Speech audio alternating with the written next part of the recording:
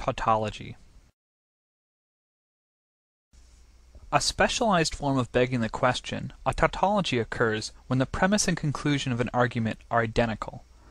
While a tautology, like A equals A, is true, and the repeated statement may also be true, a tautology proves nothing outside of itself. The anthropic principle is a tautology leading to a false dichotomy. In the following clip, notice how the setup for the anthropic principle can be boiled down to, if things were different, then things would be different. For example, if you didn't have something like gravity that pulled matter together, you would never get planets, you wouldn't get stars, you wouldn't get any complex organisms. If you didn't have the strong nuclear force, there would be nothing to hold protons and neutrons together in the nucleus. And so you wouldn't have any atoms, so no chemistry. If you didn't have the electromagnetic force, you would have no bonding between chemicals. You'd have no light, and the list goes on. So you need all these sorts of fundamental principles have to be in place in order for life to occur. Wipe out one of those principles, wipe out one of those laws, no life. False premise. In a false premise fallacy, the conclusion of an argument is invalidated by an incorrect assumption in one of the premises. You can't build a house on a poor foundation. Foundational biases and ad hoc reasoning usually have a false premise at their base. Many false premises exist in creationist arguments, like a global flood occurred, evolution is incorrect, etc. But the most formalized example is the Kalam cosmological argument. The false premise is that the universe began to exist. We have no proof that the universe ever not existed. It is called the Kalam cosmological argument. The Kalam argument is deceptively simple in its formulation. It consists of basically three steps. Premise one is that whatever begins to exist has a cause. Something cannot come into being uncaused out of absolutely nothing. Premise two is that the universe began to exist. And the remarkable development that has occurred is that for the first time, we now have solid scientific evidence for the truth of that second premise, that the universe began to exist. And from those two premises, it follows logically, therefore, the universe has a cause of its existence. Whatever begins to exist has a cause. The universe began to exist, therefore the universe has a cause of its existence. Ad hoc reasoning. Ad hoc reasoning, meaning for this purpose, is done to salvage an argument that rests upon a shaky foundation. Ad hoc reasoning attempts to address unstable or invalid portions of a failed argument. It is often used to avoid re-evaluation of an argument's validity. Kent Hovind is the master of ad hoc reasoning. Of course, his ad hoc reasoning needs its own ad hoc reasoning, but that's part of the beauty. Listen to him try to explain the firmament. Now, this is what is known as the canopy theory. I cannot prove this. I can just tell you what the Bible says. There was water above the atmosphere, and I'm going to believe the Bible until it's proven wrong. Okay? Now, I can't tell you what it was or how it was held up there. Some people think it was ice, and it was held up by the magnetic field of the Earth. Suspended, what's called the Meissner effect. You know, a magnet will float on top of another magnet. I don't know. Somehow there was water up there. Slippery slope. A slippery slope argument states that accepting a certain argument will lead to a chain of events that culminate in an undesirable outcome. The validity of an argument is not addressed, only the imagined outcome. Here's Venom Fang X sliding us down his slippery slope of stupidity.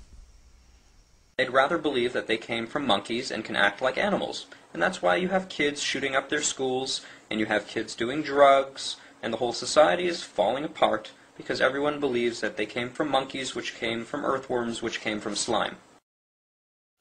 Correlation implies causation.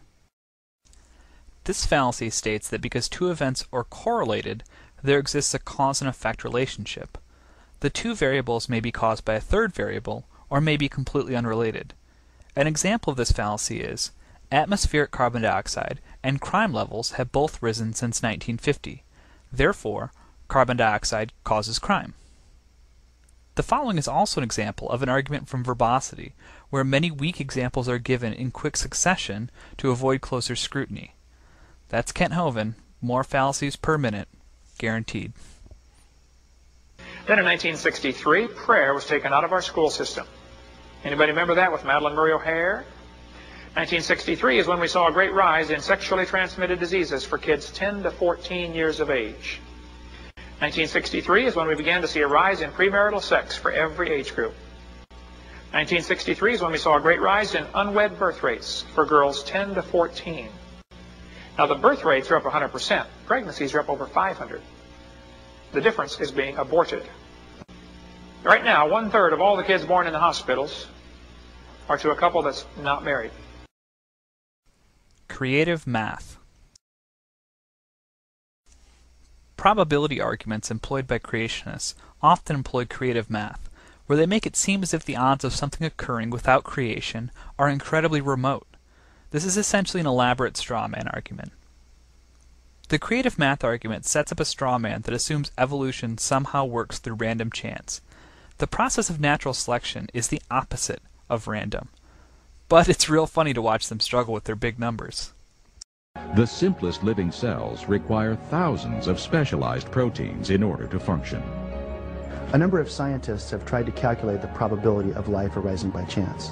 Sir Fred Hoyle, a British mathematician, using a supercomputer and the assistance of graduate students, estimated only the origin of the proteins of an amoeba, 2,000 of them, arising by chance.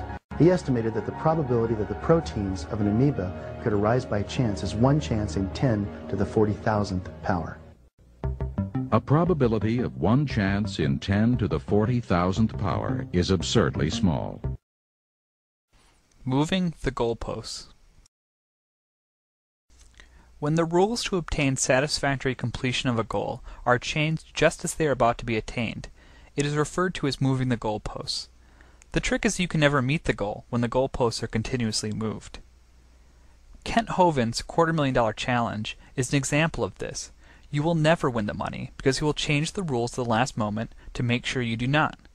It's shameful. Give LEG the $250,000.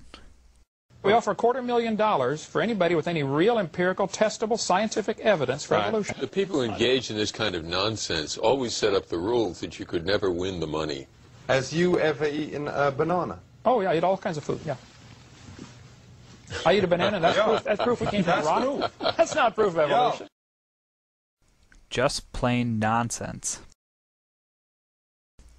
Sometimes the failure in logic defies easy explanation.